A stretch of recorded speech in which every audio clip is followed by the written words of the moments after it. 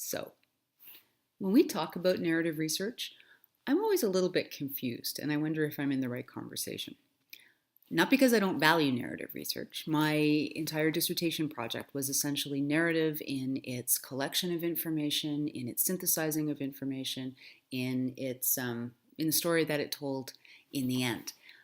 But at the same time, I'm not sure that that's the conversation that everybody's in when we talk about narrative research. And sometimes narrative is framed as a counterpoint to big data, as a counterpoint to positivism, as a way of ensuring that stories can be told and can be heard as part of research without losing the stamp of rigor. And that's important.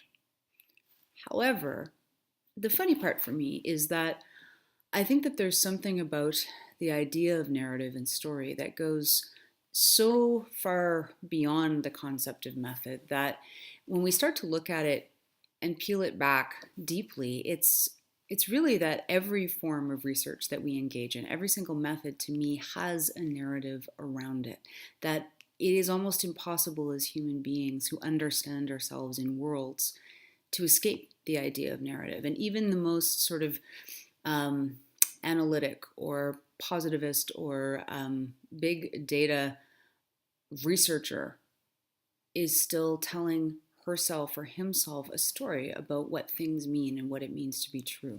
And so when I did my own research, for me, narrative was a way of not only engaging with my participants as individuals to understand their stories and their tales and individual perspectives on the world. But it was also a way of beginning to contribute through collecting and synthesizing those stories and then sending them back out to the participants and to the publics with which they engaged and saying, hey, does this story resonate for you?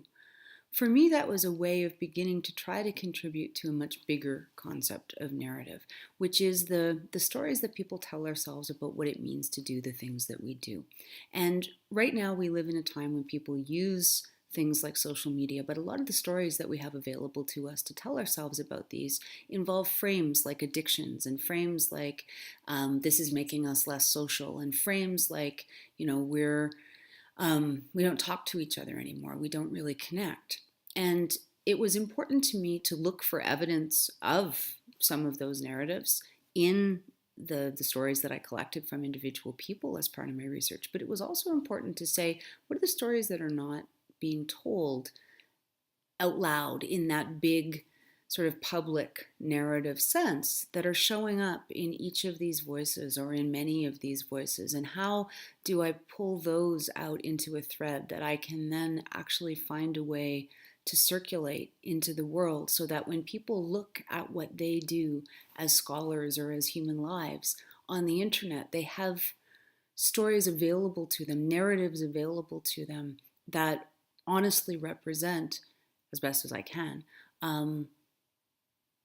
the lived experiences that people shared with me and the lived experiences that my community is engaged in every day. And so that reflexive, and in my research it was even called diffractive process, where you're going in and telling stories that actually change the environment from which they come. That was really the goal, and remains kind of the goal of my research, to understand but also shape how we understand what it means to be online in this time. And to me, that's the much bigger sort of sea of narrative that we're floating in. It's not just a sea of data, even though sometimes in higher ed these days it looks that way. So I think it's important when we think about narrative research to be open to the many richnesses that are there, the many definitions that are there.